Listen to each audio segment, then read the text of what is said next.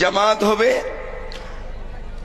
আপনারা কেবলা রোগ হয়ে পশ্চিম দিকে তখন ফিরবেন।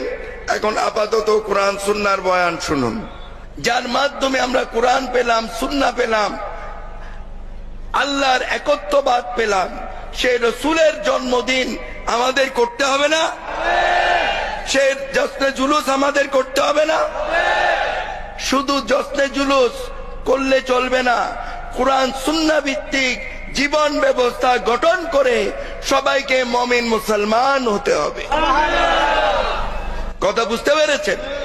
উচ্চ স্বরে সবাই আমার সাথে বলেন, ভিতরে বাইরে যারা আছেন, নামাজ পড়তেই, রোজা রাখতেই, ধন সম্পদ থাকলে হজ করতেই, ধন সম্পদ থাকলে যাকাত দিতেই, কালমা শরীফ আদায় করতেই, পিতামাতার খেদমত করতেই, পুরুষ পুরুষের ভাবে পর্দা, মহিলা মহিলার ভাবে পর্দা মোতাবেক চলতেই, এক কথায় কোরআন সুন্নাহ ভিত্তিক জীবন ব্যবস্থার মধ্য দিয়ে জীবন অতিবাহিত করতেই, আল্লাহ রসুলের দরুদ পড়তেই, এক কথায় কোরআন সুন্নাহর হুকুম আহকাম মোতাবেক চলতেই এবং